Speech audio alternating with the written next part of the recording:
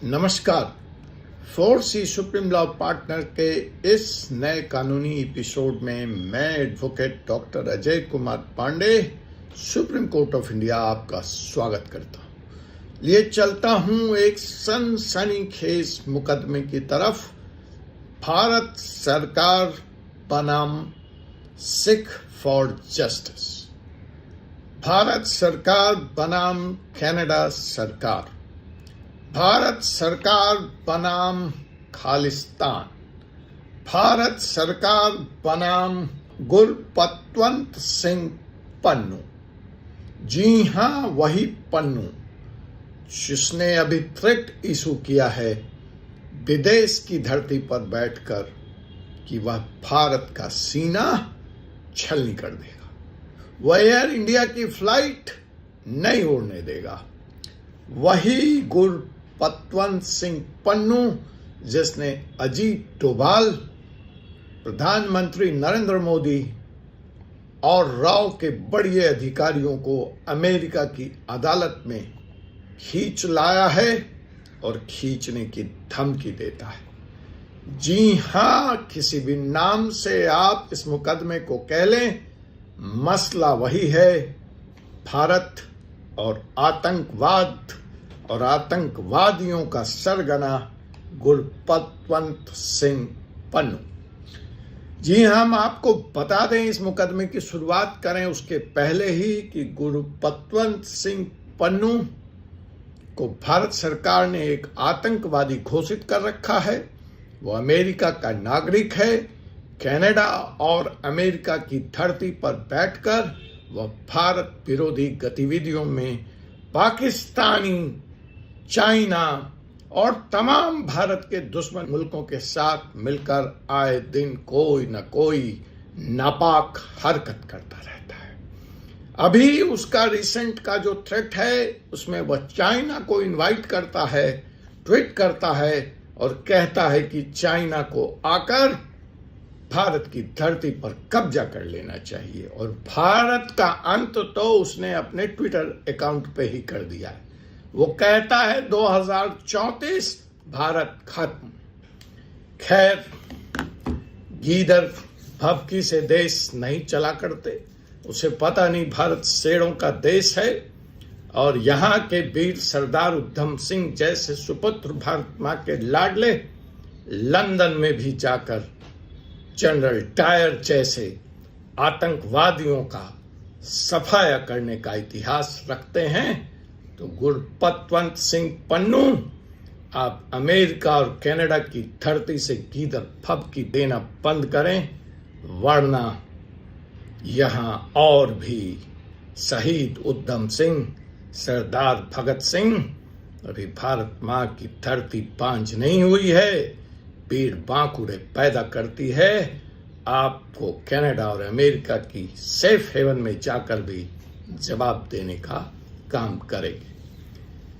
खैर, यह बात हुई बैकग्राउंड की मुकदमे की। अब हम आते हैं सीधे तौर पर, और मुकदमे का जो टाइटल है कि क्या सिख फॉर जस्टिस, जिसकी स्थापना गुरपतवंत सिंह पन्नू ने 2017 में की थी। सीधे इसके वेबसाइट पर आप जाकर देखें तो यह भारत में खालिस्तान बनाना चाहता है, और इसकी जो संस्था है वह भारत विरोधी गतिविधियों में लिप्त है। मजबूरन भारत सरकार को गुरपतवंत सिंह पन्नू के साथ साथ सिख फॉर जस्टिस को आतंकवादी संगठन घोषित करना पड़ा है। आज के खबर की या इस एपिसोड की जो मुख्य वजह है कि वैसे तो यह बैन 2017 से ही इस संस्था पर prevention of illegal activities act के तहत अनलॉफुल एक्टिविटीज अमेंडमेंट एक्ट 1967 के तहत लगा हुआ था, जिसकी मियाद 24 जुलाई 2024 को खत्म हो गई, और भारत सरकार ने यह बैन अगले 5 साल के लिए इस संस्था पर बढ़ा दिया, लगा दिया। आज जो मुख्य बात हुई है, आप यहाँ अगर मेरे टेलीफोन स्क्रीन को देखें तो आज भारत के सभी अखबारों में प्रमुखता से इस नोटिफिकेशन को, भारत सरकार के इस गजट नोटिफिकेशन को प्रकाशित करने का काम किया गया है। इसकी कॉपी डिस्क्रिप्शन में और इमेज में हम यहाँ लगा देंगे।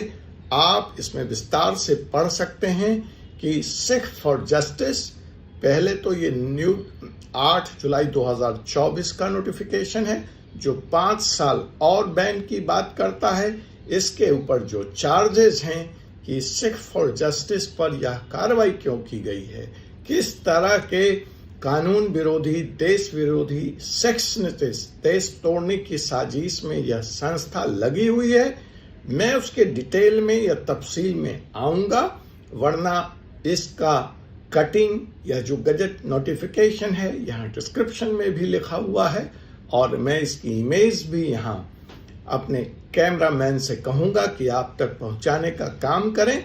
लेकिन फिलहाल हम समझते हैं कि और ऐसे कितने संस्थान हैं। वैसे यह बड़ा दिलचस्प है, कभी आरएसएस भी बैंड ऑर्गेनाइजेशन की लिस्ट में शुमार था, कभी CPI, communist party of India, यह भी बैंड ऑर्गेनाइजेशन की लिस्ट में शुमार था, सीपीआईएम भी शुमार था। तो भारत सरकार कानून के तहत जब किसी भी संस्था को देश विरोधी, देश तोड़ने की साजिश में संलग्न पाती है तो उस पे बैन लगा देती है under unlawful activities prevention amendment act 2019, UAPA 2019। तो ये जो एक्ट है ये भारत सरकार को पावर क्या देता है, हम इसको समझेंगे क्योंकि कानूनी एपिसोड है हमारा।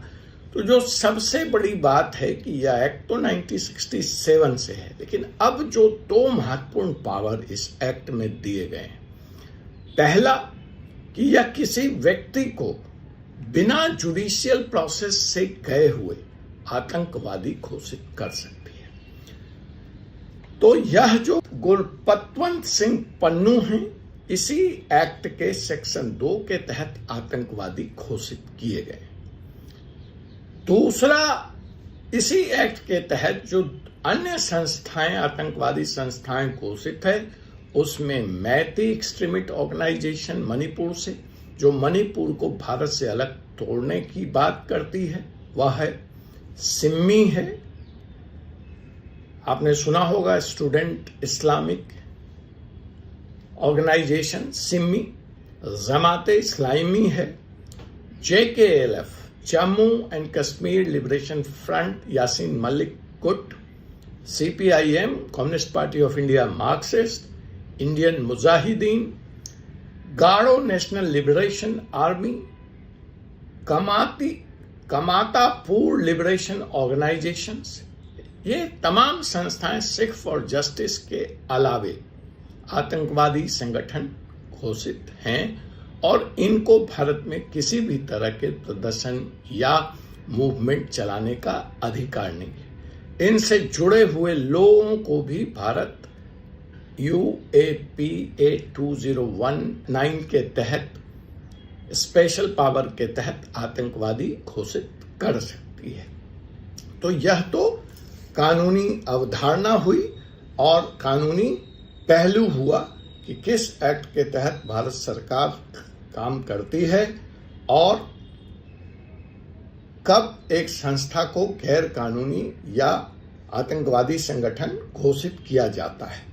चलते चलते अब हम आपको बता दें कि जो SFJ है, सिख फॉर जस्टिस, उसके ऊपर जो चार्ज है, जो ये नोटिफिकेशन, गजट नोटिफिकेशन भारत सरकार का कहता है, वो कहता है कि the central government is of the opinion that SFJ is indulging in the activities which are prejudice to the integrity and the security of the country. And whereas the central government is of the opinion that the following unlawful, पूरी detail description दी गई है कि निम्नलिखित गैर कानूनी activities में SFJ शामिल है और जो कि clause O to P of subsection 1 of section 2 of UAPA but originally of 1967 falls under banned activities in India. पहला, SFJ is involved in anti-national, राष्ट्र विरोधी, subversive activities in Punjab and elsewhere intended to disrupt the sovereignty and the territorial integrity of the India. इसके सारे कान भारत की सार्वभौमिकता और भारत की जो टेरिटोरियल है, भौगोलिक सीमा है जो इसकी, उसको तोड़ने का कुत्सित साजिश में संलग्न पाई गई है। दूसरा चार्ज जो है कि SFJ is in close touch with the militants outfit.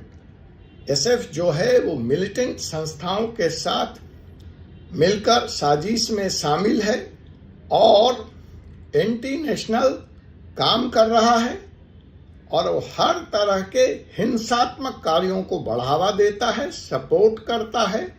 Extremism और मिलिटेंसी, आतंकवाद को फैलाने का काम करता है, न सिर्फ पंजाब में बल्कि पंजाब के बाहर भी, ताकि वह एक सॉवरजिन खालिस्तान, एक अलग राष्ट्र खालिस्तान का वह निर्माण कर सके out of the territory of the union of India, Bharat को तोड़कर खालिस्तान बनाने की। इस तरह से उस पर 3 चार्जेस मुख्य रूप से हैं और भारत सरकार उसके बाद एक्सप्लेनेशन करती है कि इस तरह से उनको इस तरह से के कृत्यों में संलग्न पाने के कारण are not curbed, SFJ are not curbed and is controlled immediately। अतः भारत सरकार कहती है अगर इनकी गतिविधियों पे तत्काल प्रभाव से रोक नहीं लगाई गई तो इस तरह के इनके कार्य से ये खालिस्तान का निर्माण करेंगे out of the territory of the India by destabilising the government of India, Bharat सरकार को ही अस्थिर करके, जो कि एक कानून के द्वारा बनाई हुई सरकार है। कंटिन्यू एडवोकेटिंग सेसेशन, भारत को तोड़ने की बात ये करते रहेंगे, पंजाब को तोड़ने की बात करते रहेंगे, यूनियन ऑफ इंडिया को तोड़ने की बात करते रहेंगे और खालिस्तान बनाने की बात करते रहेंगे। इसलिए 2 और चार्जेस हैं।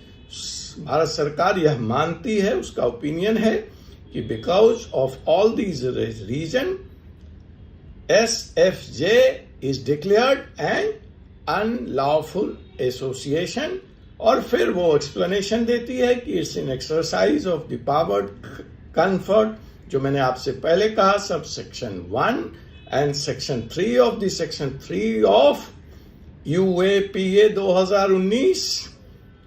The central government hereby extend the and declare the Sikh for Justice FJ as an unlawful association and directs that this notification shall be subject to any order that may be under section 4 of this act have effect for a further period of 5 years from 10th day of July 2024। तो SFJ Bharat में दूसरे आतंकवादी संगठनों के साथ साथ अगले 5 साल के लिए बैन। गुरवंत सिंह पन्नू आतंकवादी डिक्लेयर्ड। भारत सरकार को संविधान में इस एक्ट के तहत यह ताकत है और गुरवंत सिंह पन्नू और सिक्स फॉर जस्टिस के विदेशी सॉइल पर बैठकर, विदेशी भूमि में बैठकर भारत विरोधी गतिविधि करने के खिलाफ भारत का कारगर, साहसिक और दुस्साहसिक तमाचा है। आपसे पुनः मुलाकात होगी एक ऐसे ही विषय के साथ अगले एपिसोड में। तब तक के लिए मुझे doctor Ajay Kumar Pandey, advocate, supreme court of India को अनुमति दीजिए। जय हिंद, जय